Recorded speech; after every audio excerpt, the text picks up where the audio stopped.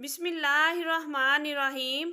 एक रात मिस्र के बादशाह फ़िरौन ने एक ख्वाब देखा कि शाम की तरफ से एक आग आई और उस आग ने तमाम कब्तियों के घरों को जला डाला, जबकि बनी इसराइल महफूज रहे। दहशत के आलम में बेदार होने के बाद फ़िरौन ने तमाम काहनों और नजूमियों को जमा करके अपना ख्वाब बयान किया। नजूमियों ने इसे बताया कि बनी इसराइल में एक बच्चा पैदा होगा जो फ़िरौन की बादशाहत को ख़त्म करेगा। वो बच्चा कौन था और उसने फ़िरौन की बादशाहत का ख़ात्मा करके मिस्र की तारीख़ को कैसे बदल डाला। इस वीडियो में हम फ़िरौन के इस ख्वाब और इस पुरस्रार बच्चे के मुतल्लिक जानेंगे। फ़िरौन खुदाई का दावेदार और बड़ा जालिम और जाबिर बादशाह था। उसने बनी इसराइल को अपना ग़ुलाम बना रखा था।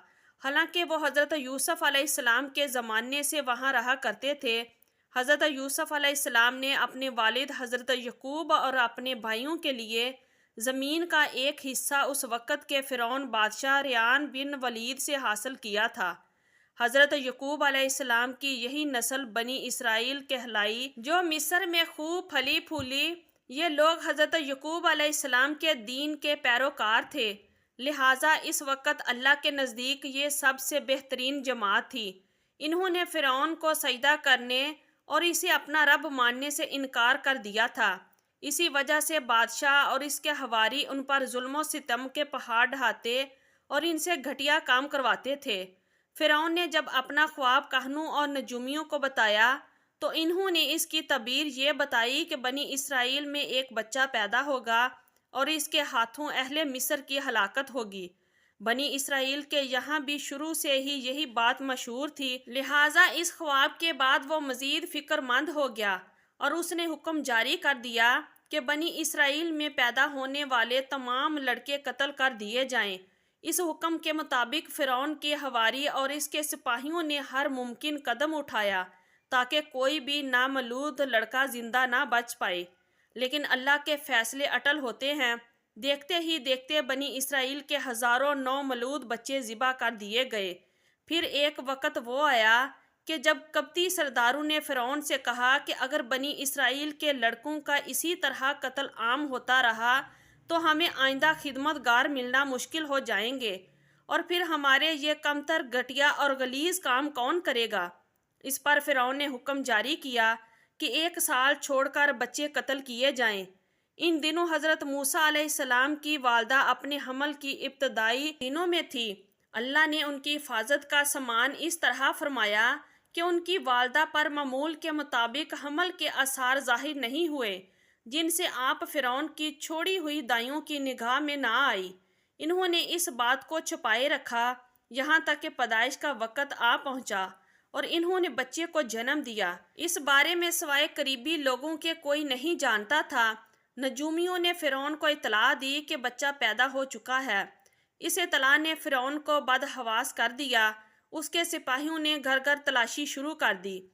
हज़रत मूसा के भाई हज़रत हारून साले ईमान में पैदा हुए थे, जबकि हज़रत मूसा अलैहिस्सलाम कत्ल वाले साल में पैदा हुए। हज़रत मूसा के वालिदैन सख्त परेशान थे। 3 महीने तक इन्होंने हज़रत मूसा को छुपा कर रखा, लेकिन ज़्यादा अरसे तक बच्चे को शाही जासूसों की नज़रों से छुपा कर रखना मुमकिन न था। फिर भी वो पूरी कोशिश करती रही, यहाँ तक कि इनके पास अल्लाह का हुक्म आ गया। ये हुक्म अल्लाह ने इनके दिल में डाला था, यानी अलका किया था। हज़रत मूसा की वालदा के दिल में ख्याल आया कि तबूत की तरह एक संदूक बनाया जाए और इस बच्चे को इस संदूक में रख कर दरियाए नील के बहाव में छोड़ दिया जाए। हज़रत मूसा की माँ ने अल्लाह के हुक्म के मुताबिक बच्चे को संदूक में रखा और दरिया में छोड़ दिया। साथ ही मूसा अलैहिस्सलाम की बहन से कहा कि तुम इसके पीछे पीछे चलती जाओ। लिहाजा वो दरियाए नील के मौजों में चले और इनकी बहन किनारे किनारे चली। अपने भाई की निगरानी करती जा रही थी कि दरिया में डालने के बाद वो कहाँ जाते हैं। संदूक बहता हुआ महल के तालाब में पहुँच गया। वहाँ फ़िरौन की बीवी मलका और खादमाएँ लुत्फ़ अंदोज़ हो रही थी कि संदूक पर मलका की नज़र पड़ी। उसने कनीज़ों को हुक्म दिया कि संदूक को तालाब से निकाल लाओ। संदूक खोला गया तो उसने एक हसीन और तंदुरुस्त बच्चा आराम से लेटा हुआ अंगूठा चूस रहा था। ملکہ بہت خوش ہوئی، اس کی آنکھوں میں ممتا اتر آئی، شفقت محبت سے بچے کو گود میں لے لیا۔ ملکہ نے سوچا کہ اس بچے کو بیٹا بنا کر پالنا چاہیے۔ محل میں کسی نے خدشہ ظاہر کیا کہ یہ بچہ بادشاہ کی سلطنت کو ختم کرنے کا سبب بھی بن سکتا ہے۔ فرعون کے دل میں بھی یہ خیال آیا کہ کہیں یہ بچہ بنی اسرائیل کا وہ لڑکا نہ ہو جس کے بارے میں نجومیوں نے پیشن گوئی کی تھی۔ لیکن فرعون کی بیوی نے کہا، یہ بھی تو ہو سکتا ہے کہ یہ بچہ ہماری آنکھوں کی ٹھنڈک بنے یا ہم اس کو اپنا بیٹا بنا لیں۔ اس پر فرعون نے کہا، یہ صرف تیری آنکھ کی ٹھنڈک ہے، میری نہیں۔ میں نہیں چاہتا بنی اسرائیل کا کوئی بچہ میری نگرانی میں پلے، لہٰذا یہ صرف تیری ہی آنکھوں کی ٹھنڈک ہے۔ حضرت ابن عباس فرماتے ہیں کہ اگر فرعون یہ بات کہہ دیتا کہ یہ میری بھی آنکھوں کی ٹھنڈک ہے تو اللہ تعالیٰ اسے ہدایت دے دیتا، لیکن اس نے یہ کہا کہ یہ صرف تیری آنکھوں کی ٹھنڈک ہے۔ ملکہ نے اس بچے کا نام موسیٰ رکھا، جس کے معنی ہیں وہ شخص جو پانی سے نکالا گیا ہو۔ بچے کو جب محل میں لے جایا گیا تو اس نے دودھ کے لیے رونا شروع کر دیا۔ بچے کے پاس دودھ پلانے والیاں لائی گئیں، لیکن بچے نے کسی عورت کا بھی دودھ نہ پیا۔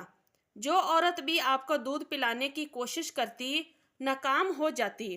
ادھر موسیٰ علیہ السلام کی بہن دور کھڑی یہ سب دیکھ رہی تھی۔ موسیٰ علیہ السلام کی بہن نے فرعون کی بیوی سے کہا، کیا میں تمہیں ایسا گھر نہ بتاؤں جو اس بچے کی تمہارے لیے پرورش کرے اور اس بچے کی خیر و خواہ ہو، اس لیے کہ وہ ایک غریب گھرانہ ہے۔ جب انہیں معلوم ہو گیا کہ یہ بچہ فرعون کے گھر سے آیا ہے تو انہیں انعام و اکرام ملنے کی امید رہے گی۔ اس گھر میں نیک سیرت خاتون ہے، وہ اس بچے کو بخوشی دودھ پلانا قبول کرے گی۔ فرعون کی بیوی نے کہا، چلو ٹھیک ہے، لہٰذا آپ کی بہن انہیں گھر لے کر آئی۔ والدہ محترمہ نے بچے کو دودھ پلایا تو آپ نے فوراً دودھ پینا شروع کر دیا۔ اب چونکہ بچے نے کسی اور کا دودھ پینا قبول نہیں کیا تھا، اس لیے وہ خود بچے کو لے کر آتے تھے۔ اس طرح موسیٰ علیہ السلام کی والدہ کا بے حد احترام ہونے لگا۔ اس طرح حضرت موسیٰ علیہ السلام شاہی محل میں پرورش پا کر جوان ہو گئے اور پورے توانا ہو گئے، لہٰذا اللہ نے آپ کو نبوت کے منصب پر فائز کیا۔ آپ نے بنی اسرائیل کو فرعون سے آزادی دلائی اور مصر سے نکل گئے۔ فرعون بنی اسرائیل کو ختم کرنے کے لیے لشکر لے کر روانہ ہوا۔ جب بنی اسرائیل بحر احمر کے قریب پہنچے تو اللہ نے ان کے لیے دریا کے بیچ سے راستہ کھول دیا۔ یہ وہی موقع تھا جب فرعون کا وہ خواب پورے ہونے والا تھا اور اس کی بادشاہت اور لو لشکر تباہ و برباد ہونے والی تھی۔